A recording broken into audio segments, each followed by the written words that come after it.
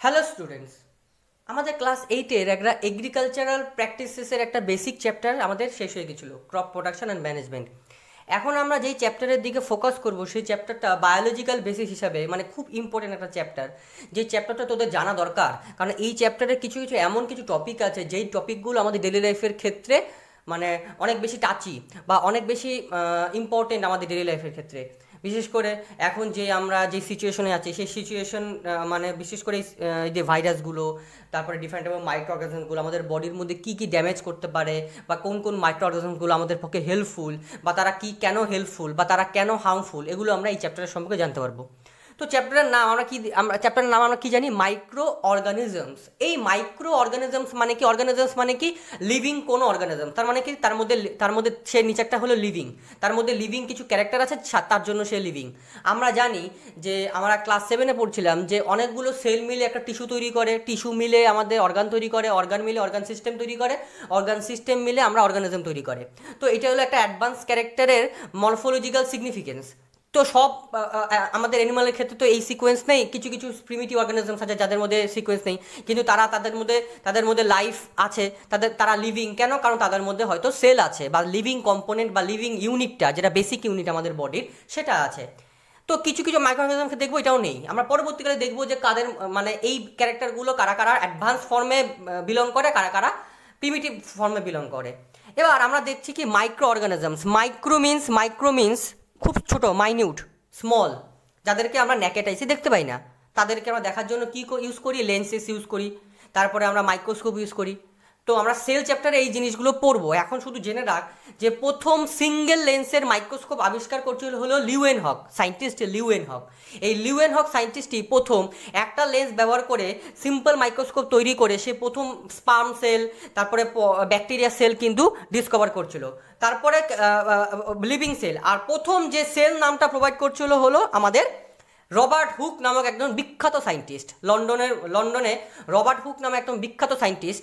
ওই সায়েন্টিস্ট কি প্রথম ডেড সেল আবিষ্কার করছিল কর্ক থেকে। সে কি লেন্সের মাধ্যমে আবিষ্কার করছিল? ডাবল লেন্সেস ইউজ করছিল, মানে ওকে কম্পাউন্ড লেন্স বলা হয়। কম্পাউন্ড লেন্স মানে কি? Double lens. আমাদের যে কলেজগুলো আছে বা আমাদের স্কুলগুলো আছে সেই স্কুলগুলোর মধ্যে কিন্তু মানে কম্পাউন্ড মাইক্রোস্কোপই আছে। তারপর আরও অ্যাডভান্স মাইক্রোস্কোপ আবিষ্কার হওয়া শুরু করে দেয়। আরও যেহেতু মাইক্রো অর্গানিজমস অনেক বেশি ছোটো, অনেক মাইক্রো অর্গানিজমস আছে আরও হয়তো ছোটো, আরও হয়তো স্মল, তাদের ক্ষেত্রে আমরা কম্পাউন্ড মাইক্রোস্কোপ দিয়ে দেখতে পারবো না। তাদের ক্ষেত্রে আমাদের কি ইউজ করতে হবে? হয় ফ্লুরোসেন্স মাইক্রোস্কোপ বা ইলেকট্রনিক মাইক্রোস্কোপ। ইলেকট্রিক এর মাধ্যমে আমরা যে কোনো অর্গানিজমসকে জুম করে দেখি। ঠিক আছে, এই জিনিসগুলো পরে জানতে হবে, এই জিনিসগুলো এখন জেনে লাভ নেই। তো আমরা লেন্স বা আমরা মাইক্রোস্কোপের মাধ্যমে এই মাইক্রো অর্গানিজমসগুলোকে দেখতে পাই। তাহলে মাইক্রো অর্গানিজমস মানে কি? মাইক্রো মিনস ছোটো। আর যদি বলা হয় ম্যাক্রো অর্গানিজমস, যে অর্গানিজমসগুলো বড় তাদেরকে আমরা বলি ম্যাক্রো অর্গানিজমস। ঠিক আছে, এবার আমাদের এই চ্যাপ্টারে ফোকাস করতে হবে মাইক্রো অর্গানিজম সম্পর্কে, মানে আমাদের ওয়ার্ল্ডের মধ্যে কী কী ধরনের মাইক্রো অর্গানিজমস আছে, আর সেই মাইক্রো অর্গানিজমসগুলো আমাদের পক্ষে কী কী বেনিফিশিয়াল হ্যাবিট তৈরি করে আর কী কী হার্মফুল এফেক্ট তৈরি করে। ঠিক আছে, এবার আমরা ওয়ান বাই ওয়ান এই যে মাইক্রো অর্গানিজমগুলো এগুলো ওয়ান বাই ওয়ান কিন্তু ডিসকাস করব। ঠিক আছে, এবার আমরা ফার্স্ট যে মাইক্রো অর্গানিজমস যেটা আমাদের খুব ইম্পর্টেন্ট একটা, সেটা হলো ব্যাকটেরিয়া। ব্যাকটেরিয়াকে আমাদের ওয়ার্ল্ডের সব থেকে প্রিমিটিভ অর্গানিজমস বলা হয়। কেন? কারণ আমাদের ওয়ার্ল্ডে যখন আমরা ইভলিউশনকে স্টাডি করি আমরা দেখতে পারবো প্রথম প্রোটোসেল থেকে আস্তে আস্তে কি ইভলিউশন স্টার্ট হয় এক ধরনের ব্যাকটেরিয়া সেল থেকে।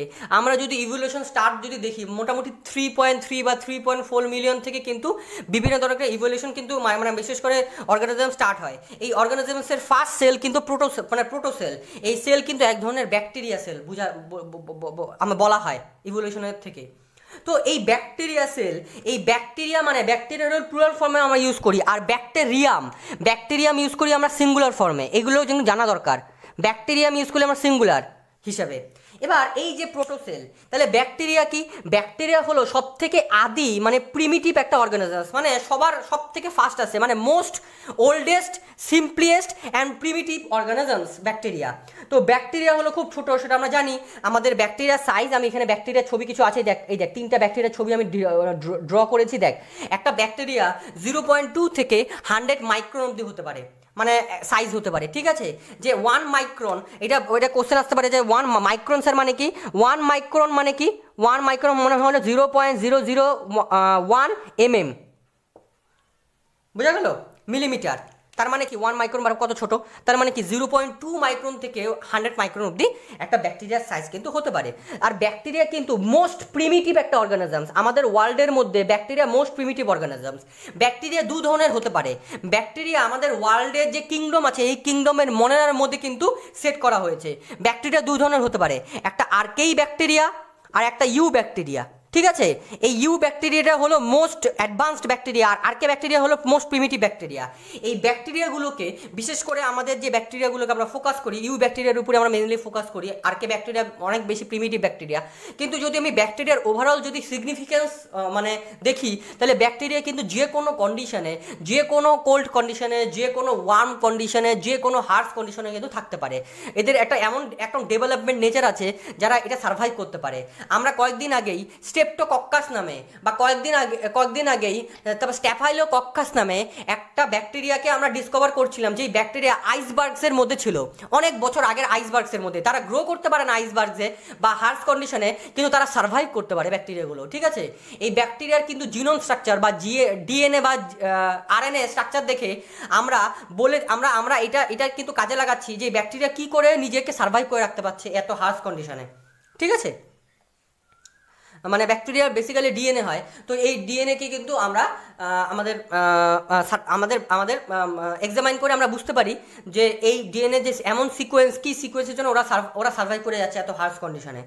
তো আমাদের যখন আমরা ব্যাকটেরিয়াকে দেখব বা ব্যাকটেরিয়ার জিনোম স্ট্রাকচারকে দেখব, যেটা ডিএনএ জিনোম স্ট্রাকচার বেসিক্যালি, তো এবার ব্যাকটেরিয়া যদি দেখি তাহলে ব্যাকটেরিয়া হলো মোস্ট প্রিমিটিভ অর্গানিজমস। আর এদেরকে ইউনিসেলুলার বলা হয়। কেন ইউনিসেলুলার বলা হয়? কারণ এরা একটা সেল দিয়ে তৈরি, এদের বডি একটা সেল দিয়ে তৈরি, মানে গোটা বডিটাও একটা সেল দিয়ে তৈরি।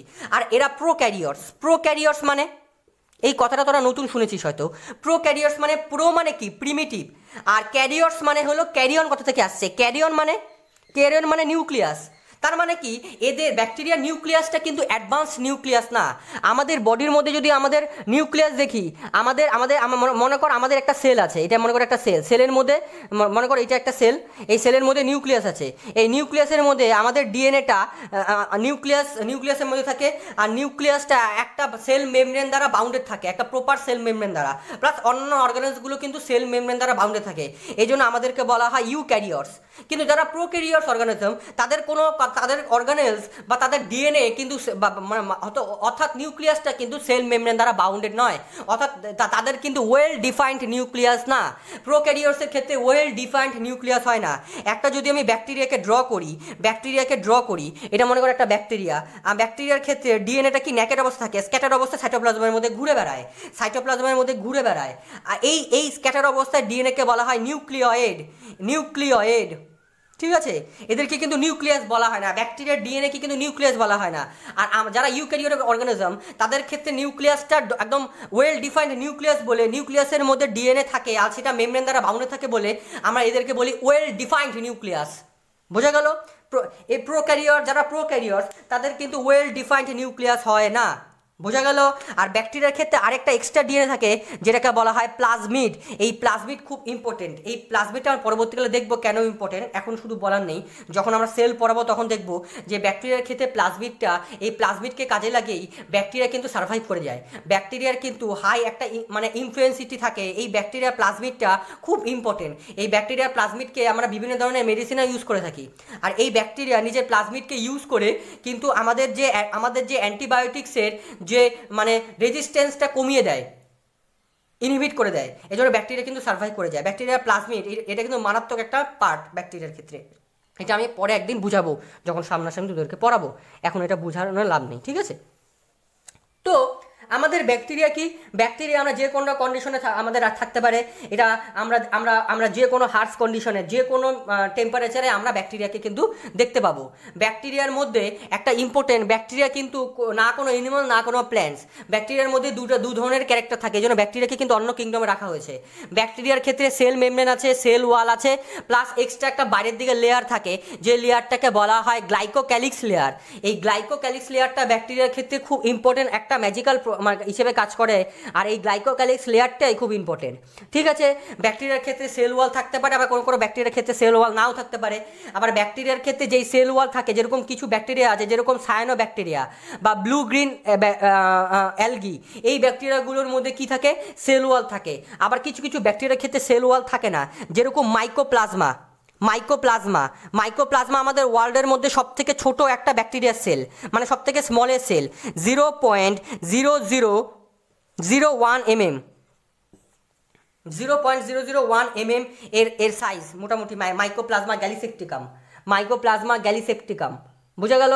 মাইকোপ্লাজমা গ্যালিসেপ্টিকাম, এটার কখনো কখনো সাইজ কিন্তু বলা হয় 0.2 থেকে 0.3 মাইক্রন। ঠিক আছে, মাইক্রোমিটার। এটা এটা এক একটা সাইন্টিস্টের এক এক রকম, তোরা মেনলি মাইক্রোমিটার দিয়ে লিখবি, 0.2 থেকে 0.3 মাইক্রোমিটার। ঠিক আছে, এটা হলো সব থেকে ওয়ার্ল্ডের মধ্যে সব থেকে ছোটো সেল ওয়ার্ল্ডের মধ্যে। এবার ব্যাকটেরিয়াকে যদি আমি এক্সামাইন করি, তাহলে ব্যাকটেরিয়ার নিজস্ব রিপ্রোডাক্টিভ এবিলিটি আছে, মানে ওরা নিজস্বভাবে কিন্তু রিপ্রোডাকশন করে। অ্যান্ড কী করবে, এদের রিপ্রোডাকশন হওয়ার জন্য এরা কিন্তু এদের মধ্যে কিন্তু বিভিন্ন ধরনের আমাদের নিউট্রিশন দেখা যায়।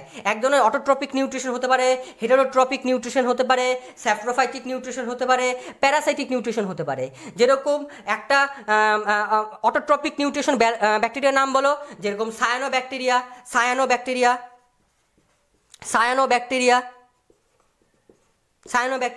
তারপর একটা হেটেরোট্রপিক ব্যাকটেরিয়ার নাম যেরকম মাইকোপ্লাজমা গ্যালিসেপ্টিকাম, এটা একটা হেটেরোট্রপিক ব্যাকটেরিয়া। তারপর একটা প্যারাসিটিক ব্যাকটেরিয়া যেরকম সালমোনেল্লা একটা প্যারাসিটিক ব্যাকটেরিয়া। তারপর একটা স্যাপ্রোফাইটিক ব্যাকটেরিয়া যারা ডেড পার্টিকেলের উপর নির্ভর করে, যেরকম অ্যাসিডোব্যাক্টার। অটোট্রপিক ব্যাকটেরিয়া কারা, যারা নিজেদের খাবার নিজেরা তৈরি করতে পারে। হেটেরোট্রপিক ব্যাকটেরিয়া কারা, যারা অন্যের উপর নির্ভরশীল। প্যারাসিটিক ব্যাকটেরিয়া কারা, যারা হোস্টের টার্গেট করে, ওর নিউট্রিশনকে নেয়। প্যারাসিটিক, আমরা ক্লাস 7-এ প্যারাসিটিক পড়ছিস, তো এখন নতুন করে বলে লাভ নেই। তারপরে অ্যাসিডোব্যাক্টার ব্যাকটেরিয়া, যে ব্যাকটেরিয়া হলো স্যাপ্রোফাইটিক, যারা ডেড পার্টিকেল বা ডিকেই ম্যাটারের উপর যেই সব ব্যাকটেরিয়াগুলো নির্ভরশীল বা ডিপেন্ডেন্ট। তো এক এক রকম ব্যাকটেরিয়া আছে। আমাদের ওয়ার্ল্ডের মধ্যে বিভিন্ন ধরনের ব্যাকটেরিয়া আছে। আমাদের বডির মধ্যে যতগুলো সেল আছে তার থেকে 3 গুণ বেশি ব্যাকটেরিয়া সেল আছে, সেটাকে জানি আমরা। আমাদের বডির মধ্যে প্রচুর হার্মফুলও ব্যাকটেরিয়া আছে, আমাদের বডির মধ্যে প্রচুর ইউজফুল ব্যাকটেরিয়া আছে। আমরা 1 by 1 পরে দেখবো যে ব্যাকটেরিয়াগুলো কী কী। আমাদের ব্যাকটেরিয়াগুলো কিন্তু অনেক ধরনের হয়। 4 ধরনের আমাদের ব্যাকটেরিয়া দেখা যায়। একটা রড শেপড ব্যাকটেরিয়া, ঠিক আছে। রড শেপ ব্যাকটেরিয়া এরকম রডের মতো দেখতে হয় সাইজে, রডের মতো দেখতে, মোটামুটি লম্বাটে ধরনের রডের মতো দেখতে। যেরকম এদেরকে আরেক ধরনের নাম জানা হয়, এদেরকে আরেকটা নাম ধরা হয় ব্যাসিলিও বলা হয় অনেক সময়। তো এই ধরনের ব্যাকটেরিয়াগুলো যেরকম একটা এক্সাম্পল স্যার দাও তো, যেরকম ল্যাক্টোব্যাসিলাস হলো এমনই একটা ব্যাকটেরিয়া, BICILLUS, ঠিক আছে, স্পেলিংগুলো একটু দেখে নিস। ল্যাক্টোব্যাসিলাস কি, আমরা বিশেষ করে যে দুধ থেকে যে দই হয়, দইয়ের মধ্যে ল্যাক্টোব্যাসিলাস ব্যাকটেরিয়াকে দেখতে পারবো। তারপরে ইকোলাই ব্যাকটেরিয়া, এই ব্যাকটেরিয়াগুলো কি হয়, এই ব্যাকটেরিয়াগুলো আমাদের রড শেপড ব্যাকটেরিয়া। তারপর কিছু ব্যাকটেরিয়া আছে যেটা কক্কাই ব্যাকটেরিয়া বা স্ফেরিক্যাল ব্যাকটেরিয়া, মানে অনেকটা গোল ধরনের ব্যাকটেরিয়া। এই ব্যাকটেরিয়াগুলো হলো যেরকম স্ট্রেপ্টোকক্কাস নামক এক ধরনের ব্যাকটেরিয়া আছে, বা স্ট্যাফাইলোকক্কাস এক ধরনের ব্যাকটেরিয়া আছে, যেই ব্যাকটেরিয়াগুলো বিশেষ করে মানে আমাদের যে মানে মেডিসিনাল প্রোডাকশনের জন্য ইউজ হয়। এই যে ব্যাকটেরিয়াগুলো হলো স্ফেরিক্যাল, ঠিক আছে। এই ব্যাকটেরিয়াগুলো হলো স্ফেরিক্যাল, গোল অনেকটা। আবার কিছু ব্যাকটেরিয়া আছে যেরকম স্পাইরাল ব্যাকটেরিয়া, কিছু ব্যাকটেরিয়া আছে হলো স্পাইরাল শেপড ব্যাকটেরিয়া, যেরকম এরকম ব্যাকটেরিয়া। যেরকম একটা স্পাইরাল শেপ ব্যাকটেরিয়ার নাম বলো তো, একটা স্পাইরাল শেপ ব্যাকটেরিয়ার নাম হলো যেরকম ট্রিপোনোমা একটা ব্যাকটেরিয়ার নাম আছে, যেটা স্পাইরাল শেপড ব্যাকটেরিয়া। ট্রিপোনোমা আমি নিচে দাগ দিচ্ছি, কেন না দাগ দিচ্ছি, কারণ পরবর্তীতে আসবো যে এই যে সাইন্টিফিক নেম জেনাস আর স্পিসিসের নিচে দাগ দিতে হয়, ঠিক আছে। তারপরে আমাদের আরেকটা ব্যাকটেরিয়া আছে কি, যেরকম কমা শেপড ব্যাকটেরিয়া। এই যে কমা শেপড ব্যাকটেরিয়া মনে হয় ভিব্রিও কলেরি নামক এক প্রকার, যেরকম কলেরা রোগ ছড়ায় আমাদের বডির মধ্যে। এই কলেরা রোগ ছড়া যে ব্যাকটেরিয়া আছে, এটাকে বলা হয় ভিব্রিও কলেরি। ভিব্রিও কলেরি, এই ভিব্রিও কলেরিটা অনেকটা কমা শেপে দেখতে পাচ্ছি আমরা, এই যে শেপটা কমা শেপের ব্যাকটেরিয়া, কিছু ব্যাকটেরিয়া ডায়াগ্রাম, এই তিনটা কিন্তু ব্যাকটেরিয়া, এগুলো কিন্তু ব্যাকটেরিয়া নয়, ঠিক আছে। তো এই ব্যাকটেরিয়াগুলো কিন্তু বিভিন্ন ধরনের বা বিভিন্ন শেপের হতে পারে, ঠিক আছে। রড শেপ হতে পারে, স্ফেরিক্যাল হতে পারে। স্ফেরিক্যালগুলো কীরকম হবে, যেরকম এরকম হতে পারে স্ফেরিক্যালগুলো, এরকম একসাথে কখনো কখনো একা থাকে, কখনো কখনো এরকম গ্রুপ মিলে থাকে, কখনো কখনো এরকম গোল গোল গোল গোল গোল গোল গোল গোল গোল ব্যাকটেরিয়া, এরকম ব্যাকটেরিয়াগুলো থাকে। আবার কখনো কখনো আলাদাও থাকতে পারে, এরকম গোল গোল স্ফেরিক্যাল, ঠিক আছে। এই ব্যাকটেরিয়াগুলো কিন্তু শেপ অ্যান্ড সাইজ আমাদেরকে কিন্তু পড়তে হবে, ঠিক আছে। এবার আমাদের ব্যাকটেরিয়ার কিছু ইউজফুল নেচার আছে, এই ইউজফুল নেচার আর হার্মফুল নেচারকে আমরা পড়তে হবে। যেরকম আমাদের মিল্ক থেকে কার্ড হয়, সেটা আমরা জানি না আমরা মিল্ক থেকে কার্ড হয়, কেন হয় মিল্ক থেকে কার্ড, মানে দুধ থেকে দই, বা আমাদের বাটার হয়, কীভাবে হয়, কারণ আমাদের যেরকম আমাদের কিছু কিছু ব্যাকটেরিয়া আছে, যেই ব্যাকটেরিয়া যেরকম স্ট্রেপ্টোকক্কাস বা ল্যাক্টোব্যাসিলাস, এই স্ট্রেপ্টোকক্কাস বা ল্যাক্টোব্যাসিলাস এই বাটার থেকে কিন্তু কার্ড বা মানে মিল্ক থেকে কার্ড বা বাটার তৈরি করতে কিন্তু সাহায্য করে। কেমন করে সাহায্য করে স্যার, দাঁড়াও আমি বলে দিচ্ছি তোমাদেরকে। দেখো, মনে করো দেখ যে আমাদের মিল্কে আমাদের সুগার আছে, হ্যাঁ। এবার আমাদের মা বা আমাদের বাবা আমরা দেখবো কি মিল্কের মধ্যে পুরানো একটু দই দিয়ে দেয়। কেন দই দিয়ে দেয়, কারণ আমার অনেকক্ষণ আবার কোনো সময় দই অনেকদিন রাখলে কি হয়ে যায়, ওর মধ্যে অ্যাসিডের মাত্রা বেড়ে যায়। কেন, কারণ আমাদের মিল্কের মধ্যে এক ধরনের সুগার থাকে, যেই সুগারটাকে বলা হয় ল্যাকটোজ সুগার, সেই সুগারটাকে বলা হয় ল্যাকটোজ সুগার। এই ল্যাকটোজ সুগার কি করে, এই ল্যাকটোজ সুগার খুব অ্যাট্রাকটিভ, কার জন্য অ্যাট্রাকটিভ, ল্যাক্টোব্যাসিলাস নামে এক ধরনের ব্যাকটেরিয়ার জন্য অ্যাট্রাকটিভ। এ কি করে, এই ল্যাক্টোব্যাসিলাসটা ল্যাকটোজ সুগারকে ল্যাকটিক অ্যাসিড তৈরি করে। তাহলে অ্যাসিড তৈরি করলে কি হবে, জিনিসটা পচে গেল না, মানে পচা মানে কি, পচা মানে ইন দ্য সেন্স ওর মধ্যে অ্যাসিডের মাত্রা বেড়ে যায়, ঠিক আছে। তো ল্যাকটিক অ্যাসিড হয়ে যায়, তো ল্যাকটিক অ্যাসিড কনভার্ট করে, তাহলে Lactobacillus converts the lactose into a lactic acid. তাহলে সেই ল্যাকটিক অ্যাসিড যখন কনভার্ট হয়ে যায় তখনই কিন্তু আমরা মিল্ক থেকে কার্ড পেয়ে যাবো, বা স্ট্রেপ্টোকক্কাস কিন্তু অনেক ধরনের বাটার তৈরি করে। বিভিন্ন দেশে বিভিন্ন ধরনের ল্যাক্টোব্যাসিলাস, যত ল্যাক্টোব্যাসিলাসের প্রোডাকশন হাউস বাড়বে, আমার বাটার বা মিল্ক তত ভালো কাজে লাগাতে পারবো। বিভিন্ন ধরনের ল্যাক্টোব্যাসিলাসের স্পিসিস আছে, যেই স্পিসিসগুলো প্রচুর পরিমাণে খুব মানে ভালো কোয়ালিটি অফ কার্ড বা ভালো কোয়ালিটি অফ বাটার তৈরি করতে পারে।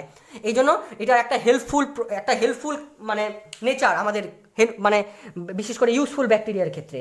এটাকে বলা হয় the production of butter and cheese বা বাটার অ্যান্ড কার্ড, ঠিক আছে। কিছু কিছু ব্যাকটেরিয়া আছে যেই ব্যাকটেরিয়াগুলো আমাদের বডির মধ্যে ভিটামিন তৈরি করে, বিশেষ করে ভিটামিন কে আর ভিটামিন B12, ঠিক আছে। এই আমাদের বডির মধ্যে কিছু কিছু ব্যাকটেরিয়া আছে, যেই ব্যাকটেরিয়াগুলো খুব ইম্পর্টেন্ট। তারপরে যেরকম আমাদের ব্যাকটেরিয়ার মধ্যে কোলাই নামক একটা ব্যাকটেরিয়া আছে আমাদের বডির মধ্যে, যারা ডাইজেশনে হেল্প করে। তারপরে বিফিডো একটা ব্যাকটেরিয়া আছে, যেই ব্যাকটেরিয়া আমাদের বডির মধ্যে প্রচুর ডাইজেশনে হেল্প করে, ইন্টেস্টিনাল ওয়ালে স্টমাকে থাকে। এই ব্যাকটেরিয়াগুলো আমাদের ডাইজেশনে হেল্প তো করছে, প্লাস আমাদের ইন্টেস্টিনাল যে ওয়ালের মধ্যে যেই ধরনের হার্মফুল ব্যাকটেরিয়া আছে, স্টমাকের মধ্যে যেই হার্মফুল ব্যাকটেরিয়া আছে তাদেরকে কিন্তু রক্ষা করে হলো বিফিডো ব্যাকটেরিয়া। খুব ইম্পর্টেন্ট একটা ব্যাকটেরিয়া আমাদের বডির মধ্যে কিন্তু প্রচুর ধরনের হার্মফুল বা আমাদের মানে হার্মফুল আর হেল্পফুল ব্যাকটেরিয়া কিন্তু আমাদের বডির মধ্যে আছে, ঠিক আছে। তারপরে আরেকটা হেল্পফুল মানে নেচার কি, যেরকম মেডিসিনের ক্ষেত্রে তো ব্যাকটেরিয়ার ভূমিকা প্রচুর। কিছুদিন আগে আমরা বলছিলাম ব্যাকটেরিয়ার প্লাজমিডকে কাজে লাগিয়ে আমরা প্রচুর অ্যান্টিবায়োটিক তৈরি করতে পারি ব্যাকটেরিয়ার বিভিন্ন ধরনের সাব ইউনিটকে কেন্দ্র করে। তারপরে যেরকম আমাদের যে পেনিসিলিন আছে, বা আমাদের যে একটা নাম শুনেছিস হয়তো, স্ট্রেপ্টোমাইসিন একটা অ্যান্টিবায়োটিক্স আছে। তারপরে আরেকটা আছে হলো আমাদের মনে পড়ছে না এখন এটা, পেনিসিলিন, হ্যাঁ সরি পেনিসিলিন। তারপরে আমাদের হলো তারপরে এক ধরনের আমাদের তারপরে এক ধরনের আরেকটা আছে যেটা বিভিন্ন ধরনের যে আমাদের ব্যাকটেরিয়াল ডিজিজগুলো হয় তার আগেনস্টে ইউজ করা হয়, এরিওমাইসিন। এই যে অ্যান্টিবায়োটিক্সগুলো কিন্তু ব্যাকটেরিয়ার থেকে ইউজ হয়। Bacteria are also use in the production of certain antibiotics in case of our medicinal world বা আওয়ার মেডিসিনাল ডিপার্টমেন্ট। এই ডিপার্টমেন্টের মধ্যে এই ব্যাকটেরিয়াকে কাজে লাগিয়ে এই বিভিন্ন ধরনের কিন্তু অ্যান্টিবায়োটিক্স কিন্তু তৈরি করা হয়েছে। যেরকম স্টেপ্টোমাইসিন তৈরি করা হলো মাইসিস নামক স্টেপ্টোমাইসিস MYCES স্টেপ্টো যেরকম স্পেলিং একই, তারপরে মাইসিসটা লিখে দিলে ওটা ব্যাকটেরিয়ার নাম হয়ে যায়। স্টেপ্টোমাইসিস থেকে স্টেপ্টোমাইসিন নামক ব্যাকটেরিয়া তৈরি হয়। তারপরে অ্যাক্টিনোমাইসিটিস থেকে কি বিভিন্ন ধরনের আরও অ্যান্টিবায়োটিক্স কিন্তু তৈরি করা হয়। এই অ্যান্টিবায়োটিক্সগুলো কিন্তু আমাদের মেডিসিনাল ওয়ার্ল্ডে প্রচুর ইউজ হয়। বোঝা গেল? এই জন্য এইটা খুব ইম্পর্টেন্ট। বিশেষ করে প্লাজমিডের ক্ষেত্রে আমরা আজকাল যুগে বিভিন্ন ধরনের প্লাজমিডকে কাজে লাগিয়ে, ব্যাকটেরিয়ার প্লাজমিডকে কাজে লাগিয়ে হাইব্রিড প্ল্যান্ট বা বিভিন্ন ধরনের ট্রান্সজেন্ডার যে অ্যানিমালগুলো আছে সেগুলোকে কাজে লাগাচ্ছি বা ইউজ করছি। ঠিক আছে, এই প্লাজমিডকে কাজে লাগিয়ে কিন্তু বিভিন্ন ধরনের মেডিসিনাল ওয়ার্ল্ডে কিন্তু বিভিন্ন ধরনের কিন্তু হাইব্রিড প্ল্যান্ট তৈরি করা হচ্ছে আজকাল। ঠিক আছে, তারপরে আরেকটা আছে হলো নাইট্রোজেন ফিক্সেশন। আমরা আগে চ্যাপ্টারে পড়ে আসছি। নাইট্রোজেন ফিক্সেশন কি করে একটু যদি মনে কর বা রিকল কর, যেরকম আমাদের কিছু অ্যাজোটোব্যাক্টার বা ক্লস্ট্রিডিয়াম নামক ব্যাকটেরিয়া আছে। এই ব্যাকটেরিয়া কি করে, আমাদের লিগুমিনাস যে প্ল্যান্টের নডিউলের মধ্যে থাকে, আর এরা কি করে অ্যাটমসফিয়ারিক নাইট্রোজেনকে নাইট্রেট কম্পাউন্ড তৈরি করে সয়েলের মধ্যে এনরিচ করে। তারপরে সয়েল কি করে, প্ল্যান্ট কি করে, একে অ্যাবজর্ব করে। তাহলে এটা কে করছে? এটা এক ধরনের আমাদের যে সাম ব্যাকটেরিয়া, যেরকম অ্যাজোটোব্যাক্টার ব্যাকটেরিয়া, নামটা মনে রাখিস, অ্যাজোটোব্যাক্টার কিছু ব্যাকটেরিয়া আছে, আর ক্লস্ট্রিডিয়াম এই ব্যাকটেরিয়াগুলো কি আমাদের কি নাইট্রোজেনকে ট্র্যাপ করে নাইট্রেট কম্পাউন্ডে তৈরি করে। নাইট্রেট কম্পাউন্ড কিন্তু আমাদের সয়েলের মধ্যে এনরিচ করে। তাহলে এটাও কিন্তু এক ধরনের ব্যাকটেরিয়ার রোল, মারাত্মক রোল এই রোলটার ফলে কিন্তু ক্রপ প্রোডাকশনে কিন্তু ক্রপের কিন্তু আমাদের ক্রপ প্রোডাকশনের মধ্যে কিন্তু নানা রকম সুযোগ সুবিধা কিন্তু হচ্ছে। ঠিক আছে, বুঝে গেল? তাহলে এটা কিন্তু খুব ইম্পর্টেন্ট। তারপরে আরেকটা আছে যেরকম নাইট্রিফিকেশন মানে কি, যেরকম নাইট্রোসোমোনাস নামক এক ধরনের নাইট্রোসোমোনাস নামক এক ধরনের ব্যাকটেরিয়া আছে। এই নাইট্রোসোমোনাস ব্যাকটেরিয়া কি করে, আমাদের যে অ্যামোনিয়া আছে সয়েলের মধ্যে, সেই অ্যামোনিয়াকে কিন্তু নাইট্রেটসে তৈরি করে। সেই নাইট্রেটস কি করে ফার্টিলিটিটা ইনক্রিজ করে সয়েলের মধ্যে, তারপর সেটা প্ল্যান্ট অ্যাবজর্ব করে। তাহলে নাইট্রিফিকেশন হেল্প করতে কিছু ব্যাকটেরিয়া রাখে, যেরকম নাইট্রোসোমোনাস ব্যাকটেরিয়া। বোঝা গেল? এটা কি করে, অ্যামোনিয়া থেকে নাইট্রেট কম্পাউন্ড তৈরি করে। ওটা যেরকম আগেরটা ছিল নাইট্রোফিক্সেশন, নাইট্রোজেন থেকে নাইট্রেট, এটা অ্যামোনিয়া থেকে নাইট্রেট। ঠিক আছে, তারপর কিছু ফুড প্রোডাকশনের দিক থেকে আমাদের যেরকম রুমিন্যান্স, ক্লাস 7-এ আমরা পড়ছিলাম, রুমিন্যান্সের ক্ষেত্রে বডির মধ্যে কিছু ব্যাকটেরিয়া থাকে। এই ব্যাকটেরিয়াগুলো আমাদের যে প্ল্যান্টের যে সেলুলোজ, এই সেলুলোজকে কিন্তু ডাইজেস্ট করতে সাহায্য করে। আমাদের ক্ষেত্রে কিন্তু এই পার্টিকুলার ব্যাকটেরিয়াটা বা এনজাইমটা থাকে না। ঠিক আছে, সেলুলোজকে ডাইজেস্ট করার জন্য। ঠিক আছে, আমাদের বডির মধ্যে কিন্তু পার্টিকুলার কিছু ব্যাকটেরিয়া থাকে, যেরকম ল্যাক্টোব্যাসিলাস বা ইউ ব্যাকটেরিয়া। এই ব্যাকটেরিয়াগুলো কিন্তু আমাদের বডির মধ্যে ডাইজেশনে হেল্প করে। ঠিক আছে, সেলুলোজকে ভাঙার জন্য কোনো প্রপার ব্যাকটেরিয়া আমাদের বডির মধ্যে নেই। ঠিক আছে, এই জিনিসগুলো কিন্তু আমাদের মাথায় রাখতে হবে। ঠিক আছে, এবার তারপরে লেদার ট্যানিং করতেও কিছু ব্যাকটেরিয়া কাজে লাগে। লেদার ট্যানিং যেরকম ব্যাসিলাস সাবটিলিস, এই মাথায় রাখিস, ব্যাসিলাস সাবটিলিস, এটা একটা স্পিসিস। এই ব্যাসিলাস সাবটিলিসে কিন্তু লেদার ট্যানিং করে। লেদার যে হয় তার ট্যানিং করে, এটাও কিন্তু ব্যাকটেরিয়ার সাহায্যে হয়। আজকাল ব্যাকটেরিয়ার প্রচুর হেল্পফুল নেচার আছে। এই ব্যাকটেরিয়াকে কাজে লাগে প্রচুর হেল্পফুল ইস্যু করা হয়। ঠিক আছে, এবার পরবর্তীতে দেখব কি আমাদের যে হার্মফুল ব্যাকটেরিয়াগুলো কি করে আমাদের হার্ম ঘটাচ্ছে আমাদের বডির মধ্যে। এই হার্মফুল ব্যাকটেরিয়া সম্পর্কে আমরা জানবো পরবর্তী স্লাইডে। এখন আমরা হার্মফুল নেচার দেখব। হার্মফুল ব্যাকটেরিয়া, কিছু ব্যাকটেরিয়া আছে আমাদের বডির মধ্যে কলেরা রোগ ছড়ায়। এই ব্যাকটেরিয়ার নাম হলো ভিব্রিও কলেরি। টাইফয়েড রোগ ছড়া হলো সালমোনেলা টাইফি। টিউবারকিউলোসিস রোগটা ছড়া যেরকম মাইক্রোব্যাকটেরিয়াম টিউবারকিউলোসিস। ডিপথেরিয়া রোগ ছড়া যেরকম আমাদের করনি ব্যাকটেরিয়া ডিপথেরিয়া। ফুড পয়জনিং, কিছু সালমোনেলা নামক এক ধরনের ব্যাকটেরিয়া ফুড পয়জনিং করে। এই জিনিসগুলো কিন্তু আমাদের হার্মফুল ব্যাকটেরিয়া। কিছু ব্যাকটেরিয়া আছে যেই ব্যাকটেরিয়াগুলো আমাদের প্ল্যান্টকে টার্গেট করে, যেরকম জ্যান্থোমোনাস একটা ব্যাকটেরিয়া আছে। সরি, জ্যান্থোমোনাস একটা ব্যাকটেরিয়া আছে, যে ব্যাকটেরিয়া আমাদের যে মানে রাইস আছে, রাইস ভাত বা মানে বিশেষ করে যে অরাইজা আছে, অরাইজাই নাম সে মানে স্পিসিসটার নাম জ্যান্থোমোনাস অরাইজা, এটা রাইসকে টার্গেট করে, ঠিক আছে। তারপরে কিছু কিছু কটন প্ল্যান্ট আছে, যেই কটন প্ল্যান্টকে কিন্তু জ্যান্থোমোনাস আর একটা স্পিসিস আছে যেই স্পিসিসগুলোকে এই প্ল্যান্টকে টার্গেট করছে। এবার এগুলো হলো আমাদের কিন্তু বিশেষ করে আমাদের আমাদের এনিম্যালকে টার্গেট করে এইসব ব্যাকটেরিয়াগুলো, যে ব্যাকটেরিয়াগুলো আমার নাম বোর্ডের মধ্যে লেখা আছে। যেরকম ফুড পয়জনিং তো নাম তো তোরা সবাই শুনেছিস। ফুড পয়জনিং কী করে? সালমোনেলা ব্যাকটেরিয়া কী করে? সালমোনেলা ব্যাকটেরিয়া আমাদের মিট বা আমাদের এগকে নষ্ট করে দেয়, ঠিক আছে, যেটা টাইফয়েড ডিজিজ ঘটায়, বিশেষ করে টাইফয়েড ফিভার যাকে আমরা বলি, ঠিক আছে। এটা হলো ফুড পয়জনিং। তারপরে বা বা আমাদের যে ইন্টেস্টেনাল নানা রকম ডিজিজ হয়, ইন্টেস্টেনাল ওয়ালকে কিন্তু নষ্ট করে দেয় এই মানে বিশেষ করে এই ব্যাকটেরিয়াগুলো যদি মানে মানে সংখ্যায় অনেক বেশি হয়ে যায় তখন কিন্তু এই ডিজিজগুলো হতে পারে। এই ব্যাকটেরিয়াগুলোকে আমাদের অ্যান্টিবায়োটিক্স দিয়ে কিন্তু করতে হয়, বা আমাদের যত ইমিউন সিস্টেম স্ট্রং থাকবে তো এই ব্যাকটেরিয়ার এগেনস্টে কিন্তু আমরা লড়াই করতে পারবো বা ফাইট করতে পারবো, ঠিক আছে। কি আমাদের ওয়ার্ল্ডের মধ্যে বলা হয় যে আমাদের মধ্যে ওয়ার্ল্ডের অনেক ধরনের ব্যাকটেরিয়া আছে, যেই ব্যাকটেরিয়ার মধ্যে অনেকগুলো ব্যাকটেরিয়া আছে, যেই ব্যাকটেরিয়াগুলো যেরকম ডেডলিয়েস্ট ব্যাকটেরিয়া, যেরকম একটা ডেডলিয়েস্ট ব্যাকটেরিয়ার নাম হলো, তোরা মাথায় রাখিস এই ডেডলিয়েস্ট ব্যাকটেরিয়াটার নাম, যেরকম CLEB ক্লেপসিয়েল্লা, CCIELLA, স্পেলিংটা ঠিকই আছে হয়তো মনে হয়, ক্লেপসিয়েল্লা নিউমোনিয়া, ক্লেপসিয়েল্লা নিউমোনিয়া, ঠিক আছে। এই ক্লেপসিয়েল্লা নিউমোনিয়াটা কিন্তু one of the deadliest bacteria.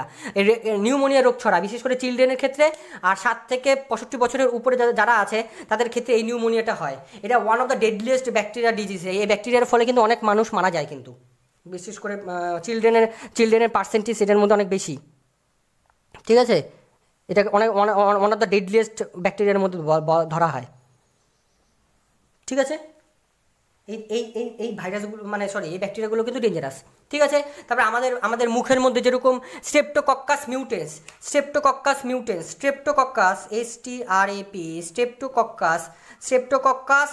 মিউটেন্স নামক এক ধরনের ব্যাকটেরিয়া থাকে, যেই ব্যাকটেরিয়া আমাদের বডির মধ্যে বিশেষ করে দাঁতে মানে অ্যাসিড ছড়ায়। সেটাকে এই জন্য আমরা পেস্ট ইউজ করি। পেস্টের মধ্যে কী থাকে? বেস থাকে। এই বেসটা অ্যাসিডের সাথে জোড়া লাগিয়ে কী করে? নিউট্রালাইজ হয়ে যায়, সল্ট আর ওয়াটার তৈরি করে, যেটা ক্লাস 7-এ তোরা পড়েছিস, ঠিক আছে। এই অ্যাসিড কিন্তু এই রোগটা হয়। এই অ্যাসিডটা মানে এই ব্যাকটেরিয়ার অ্যাসিডটাকে কিন্তু আমাদের নিউট্রালাইজ করতে হয় পেস্ট ইউজ করে, ঠিক আছে। এই জন্য এর যদি বেশি হয়ে যায় তখন আমাদের টুথ দিকে হয়, ঠিক আছে। এই জিনিসগুলো কিন্তু মাথায় রাখতে হবে। এগুলো কিন্তু হার্মফুল ব্যাকটেরিয়ার নেচার। হার্মফুল ব্যাকটেরিয়া কিন্তু এইভাবেই হার্মফুল করছে, ঠিক আছে। আবার কিছু কিছু ব্যাকটেরিয়া থাকে যে ব্যাকটেরিয়া মানে ফুড স্পয়েল করে দেয়। যেরকম আমরা মিল্ককে কী করি? আমরা বিশেষ করে লো টেম্পারেচারে স্টোর করি, মানে টেম্পারেচারে, রেফ্রিজারেটরে। কেন? কারণ এরা যদি বেশি হিট পায় তাহলে এরা কী হবে? তাহলে এরা মানে নষ্ট হয়ে যাবে, স্পয়েল হয়ে যাবে। এই জন্য আমরা কিন্তু অল্প টেম্পারেচারে কিন্তু ফুডকে মানে বিশেষ করে মিল্ককে রেখে দিই, ঠিক আছে, কারণ যাতে এই ব্যাকটেরিয়াগুলো গ্রোথ না হয়। ওকে, তাহলে আমাদের ব্যাকটেরিয়া জানলাম। এরপরে আমরা ফোকাস করব কি? ভাইরাস। হ্যালো, এখন আমরা পরের টপিক জানবো, যেটা হলো ভাইরাস। আমি আলাদাভাবে এই ভিডিওটা করছি কেন? কারণ তোদের ভাইরাস সম্পর্কে একটু মরফোলজিক্যাল সিগনিফিকেন্স তোরা যদি না জানিস তাহলে পড়ে লাভ নেই। কারণ বইয়ের মধ্যে যে জিনিসটা আছে বা লাইনগুলো লেখা আছে এতে ভাইরাস সম্পর্কে জানা হবে না, ঠিক আছে। তো আমি চাচ্ছি তোরা ভাইরাস সম্পর্কে একটু বিস্তারিত তথ্যগুলো জানিস। দেখ, তোরা যদি দেখিস যে এখন আমাদের যেই অবস্থায় আমরা আছি, টোটাল ওয়ার্ল্ডের কিন্তু ব্যাকবোনটাকে ড্যামেজ করে দিয়েছে এই ভাইরাসটা, করোনা ভাইরাস, যেটাকে আমরা SARS-CoV-2 বলি। তো এই ভাইরাসের সিগনিফিকেন্স এতটা ডেডলি কেন, এতটা ভিরুলেন্ট কেন, এতটা মানে পাওয়ারফুল কেন? কারণ আমাদেরকে ভাইরাসকে যদি আমরা মরফোলজিক্যালি স্টাডি করি তাহলে আমরা ভাইরাসকে এখানে দেখতে পারবো কি, যে ভাইরাস হলো নন লিভিং অ্যান্ড লিভিং, মানে দুটো ফেনোমেনাকে কিন্তু বিলং করে। কি করে? যখন ভাইরাস কোনো হোস্ট সেলকে টার্গেট না করে, যখন বাইরে থাকে, মানে আমাদের হোস্ট সেলের বাইরে থাকে, তখন ও হলো ইনঅ্যাক্টিভ স্টেজে থাকে, মানে তার মধ্যে কোনো ভিরুলেন্টের কোনো নেচার থাকে না। যখনই ভাইরাস কোনো স্পেসিফিক সেল বা হোস্ট সেল বা হেলদি সেল পায় বা লিভিং সেল পায় তখনই সে ভিরুলেন্ট হয়ে যায়। কারণ virus requires living cell to replicate its DNA বা RNA, যেটাকে জিনোম বলা হয়, এটাকে আরএনএ বলে, এটাকে ডিএনএ বলে। কিছু কিছু ভাইরাসের ক্ষেত্রে জিনোম ডিএনএ থাকে, কিছু কিছু ভাইরাসের ক্ষেত্রে জিনোম আরএনএ থাকে। যে স্যার ডিএনএ আরএনএ কি, এগুলো এখন জেনে লাভ নেই, আমি যখন সেল পড়াবো তখন আমি বলে দিব। শুধু এতটুকু জেনে রাখ, ডিএনএ আরএনএ হলো এক ধরনের প্রোটিন কোড, যেই কোড প্রত্যেকটা লিভিং অর্গানিজমের যে ক্যারেক্টার সেটা ডিনোট করে বা সেটাকে নিয়ে যায়।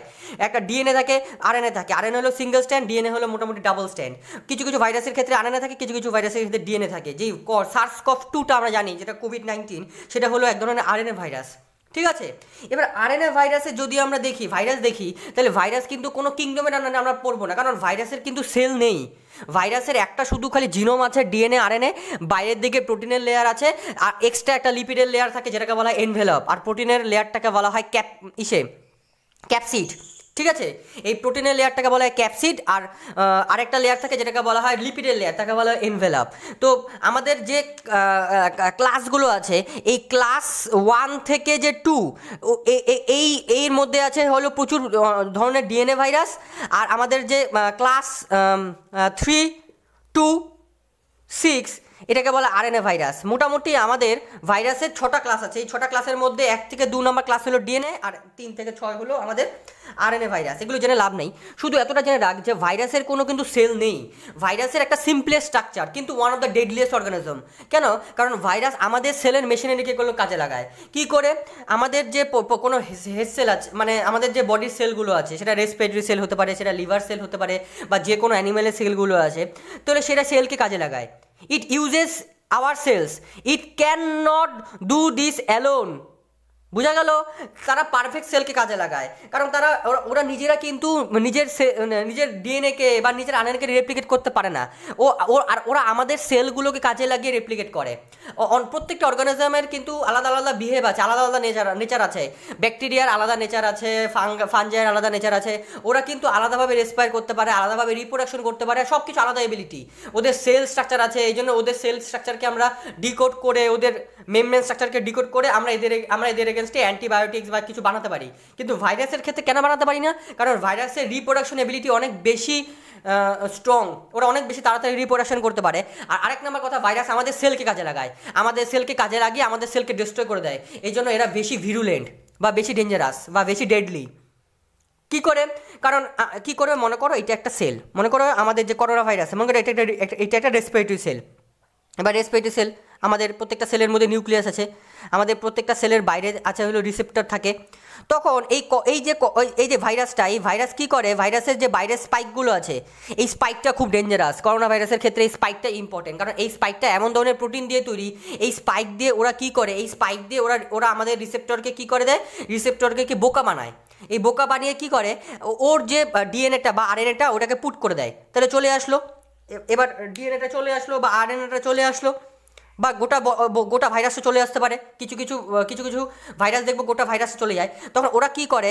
আমাদের এবার চলে গেল, এবার যখন আমাদের ডিএনএটা বা আরএনএটা পুট করে দেয় সেলের মধ্যে, তখন এই ডিএনএ বা আরএনএটা আমাদের যে সেলের রাইবোজোম আছে বা স্পেসিফিক ডিএনএ আছে, তাদেরকে হাইজ্যাক করে, তাদেরকে বোকা বানায়। টোটাল সেলকে কিন্তু নিজের কন্ট্রোলের মধ্যে নিয়ে আসে। হাইজ্যাক করা মানে কি? টোটাল সেলটা নিজের কন্ট্রোলের মধ্যে নিয়ে আসা।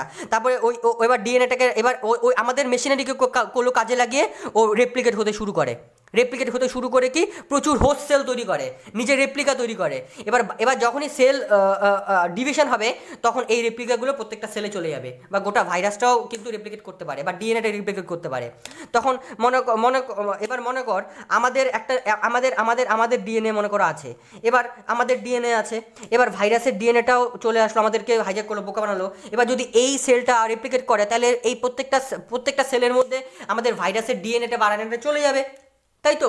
তাহলে আমাদের রেপ্লিকেশন প্রসেসের মাধ্যমে চলে যেতে পারে। তাহলে ভাইরাসের ডিএনএটা এত তাড়াতাড়ি রেপ্লিকেট কেন করলো? কারণ ওরা আমাদের সেলকে কাজে লাগিয়েছে, বা কোনো পার্টিকুলার হেলদি সেলকে কাজে লাগিয়েছে, কোনো পার্টিকুলার হোস্ট সেলকে কাজে লাগিয়েছে, হেলদি সেলকে কাজে লাগিয়েছে। কারণ ভাইরাস কি করে? ভাইরাস হাইজ্যাক করে, আমাদের প্রোটিন ম্যানুফ্যাকচার সিস্টেমকে হাইজ্যাক করে। আর সেটা কি আমাদের ডিএনএকে, এই জন্য ওদের ডিএনএ বা আরএনএকে রেপ্লিকেট করে, and making copies of different type of, making copies of its viruses. এই ভাইরাসেসগুলো কপি তৈরি করে, অ্যাসেম্বল করে, তারপরে হয় ভাইরাস তৈরি করলো বা ওদের ডিএনএটাকে করে দিল। দু রকমভাবে ভাইরাস রিপ্রোডাকশন মানে রেপ্লিকা তৈরি করতে পারে, রেপ্লিকেট। একটা হয় ডিএনএর মাধ্যমে করতে পারে, বা হয়তো টোটাল হোস্ট সেলটাই ইসের মধ্যে পড়ে গেল, মানে চলে গেল সেলের ভিতরে, টোটাল সেল কি বলছি, টোটাল ভাইরাসটা চলে গেল, টোটাল ভাইরাস রেপ্লিকেট তৈরি করলো। এই দুইভাবে করতে পারে, এই জন্য ওরা বেশি ডেডলি বা ভিরুলেন্ট হয়। ঠিক আছে, কারণ virus uses our machinery, cells machinery, বা virus uses the machinery of the host cell while others microorganisms uses their own machinery. এই জন্য আদার মাইক্রোঅর্গানিজমসকে আমরা ডিকোড করতে পারি, ভাইরাসকে ডিকোড করা খুব ইম্পসিবল। কারণ ভাইরাস কিন্তু আমাদের সেলকে কাজে লাগে, আমাদের সেলকেই ডিস্ট্রয় করে দেয়। আমাদের সেল যদি অনেকগুলো ভালো সেল, এবার একটা সেল বা দুটো সেল যদি ডিস্ট্রয় হয়ে যায়, তাহলে কি টোটাল সেলের চেনটাই নষ্ট হয়ে যাবে। ঠিক আছে, এই জন্য একে ডিকোড করা খুব ডেঞ্জারাস। আর রিপ্রোডাকশন এবিলিটি ভাইরাসের অনেক ক্ষেত্রে বেশি। আর আমাদের যেটা SARS-CoV-2 মানে আরএনএ ভাইরাসের রিপ্রোডাকশন এবিলিটি অনেক বেশি হয়, আর মিউটেশন অনেক তাড়াতাড়ি হয়। কেন? তাড়াতাড়ি চেঞ্জ করতে পারে নিজের মরফোলজিক্যাল মানে জিনোমটা, এই জন্য চেঞ্জ করতে পারে বলে আমরা তাড়াতাড়ি ডিকোড করতে পারি না। আর বিশেষ করে SARS-CoV-2 এর যে বাইরের দিকে যে স্পাইকগুলো আছে, এই স্পাইকটা ইম্পর্টেন্ট। পরবর্তীকালে আমরা দেখবো, যখন ভ্যাকসিনেশন পড়াবো তখন দেখবো যে এই স্পাইকগুলো কেন ইম্পর্টেন্ট, বা ভাইরাসের যে বাইরের লেয়ারটা, এনভেলাপটা, বা বাইরের যে প্রোটিন লাইক স্ট্রাকচারটা কেন ইম্পর্টেন্ট। জিনোম তো ইম্পর্টেন্টই, কিন্তু এই বাইরের যে প্রোটিনগুলো আছে, প্রোটিনের ম্যানুফ্যাকচার যে স্পাইকগুলো আছে, এই স্পাইকগুলোর মাধ্যমে কিন্তু ভাইরাস কিন্তু সেলের মধ্যে পুট করে, সেলকে বোকা বানায়, হোস্ট সেলকে বোকা বানায়। তারপর কিন্তু ভাইরাসের এবিলিটি আছে আমাদের পার্টিকুলার সেলকে হাইজ্যাক করার। ঠিক আছে, এই যেরকম এই যে ভাইরাসটা আমি ড্র করেছি, এটা হলো আমাদের স্মল পক্স ভাইরাস। ও একসময় ডেডলি ছিল, এখন স্মল পক্স ভাইরাসে কিন্তু ভ্যাকসিনেশন তৈরি হয়ে গেছে। এটা হলো ব্যাকটেরিওফাজ মানে কি, এই ভাইরাসটা ব্যাকটেরিয়াকে টার্গেট করে। তারপরে যেই ভাইরাসটা আমি ছবি আঁকিয়েছি, এই ভাইরাসটা হলো পোলিও ভাইরাস। তারপরে এই ভাইরাসের যে ছবি আঁকিয়েছি, এটা হলো হান্টা ভাইরাস। এই ভাইরাসটা যেটা হলো নতুন ভাইরাস, যেটা আমাদের SARS-CoV-2 বলা হয় বা কোভিড-19, এটা ওয়ান অফ দ্য ডেডলিয়েস্ট ভাইরাসের মধ্যে পড়ে। ইবোলা ভাইরাস, সাউথ আফ্রিকায় আসছিল এই ইবোলা ভাইরাস।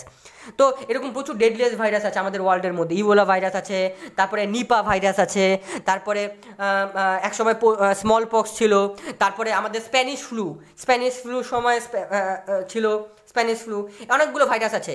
আর আরেকটা কথা একটা মাথায় রাখিস যে ব্যাট কিন্তু ভাইরাসকে ক্যারি করে, কিন্তু ভাইরাসগুলো ব্যাটকে কিন্তু তেমন মানে ওদের ইমিউন সিস্টেমকে ততটা ডিস্ট্রয় করতে পারে না। অনেক সময় কোশ্চেন আসে কেন, কারণ ব্যাট হলো একটাই পৃথিবীতে শুধু ফ্লাইং ম্যামালস, ব্যাটই একমাত্র ফ্লাইং ম্যামালস, অন্যান্য কোনো ফ্লাইং ম্যামালস নেই।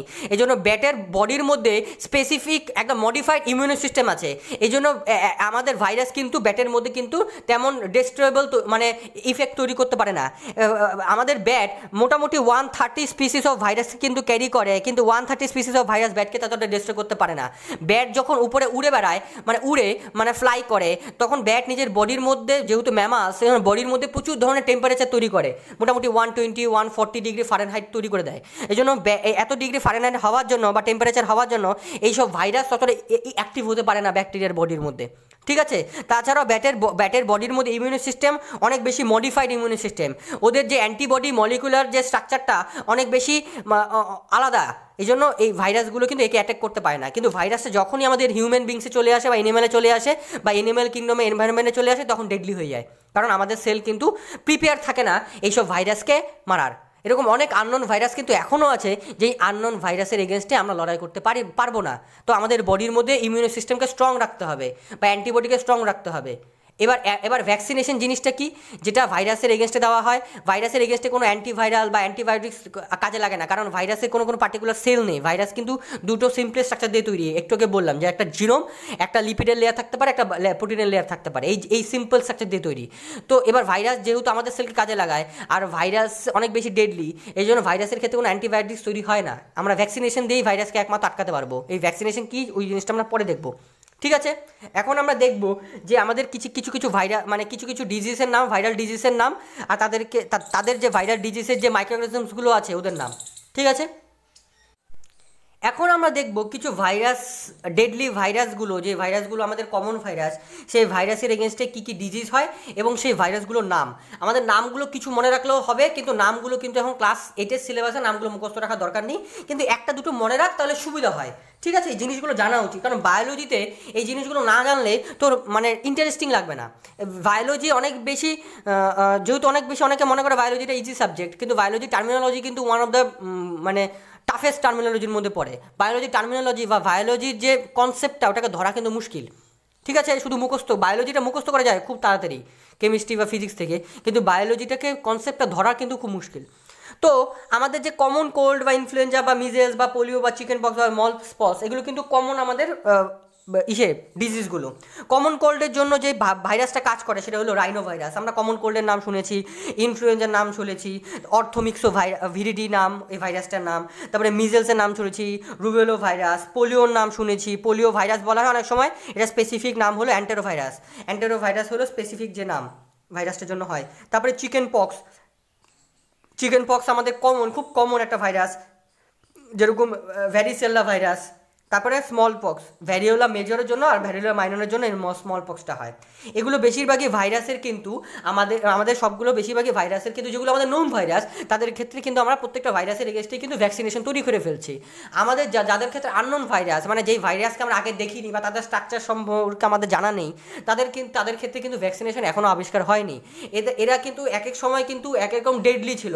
স্মল পক্স প্রথম ডেডলি ছিল, যেটা আমরা দেখবো এডওয়ার্ড জেনার নামে একজন বিজ্ঞানী বা সায়েন্টিস্ট আমাদের মানে এই এগেনস্টে ভ্যাকসিনেশন আবিষ্কার করছে।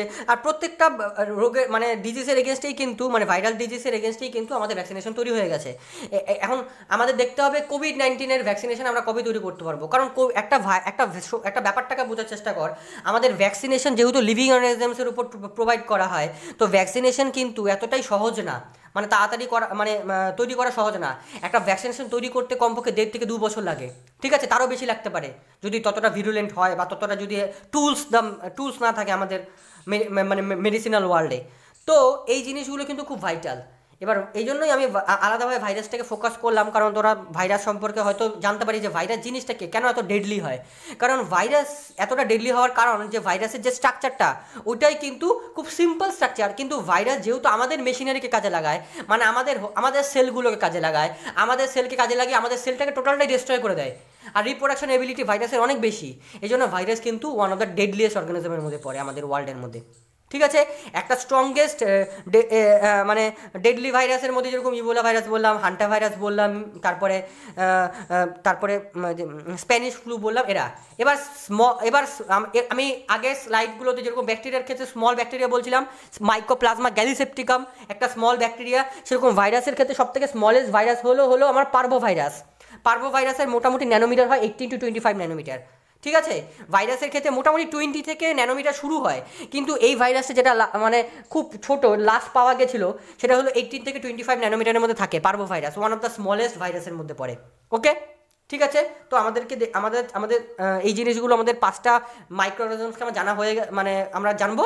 তো এই জিনিসগুলো কিন্তু আমাদের বাড়িতে পড়তে হবে। ওকে, থ্যাংক ইউ।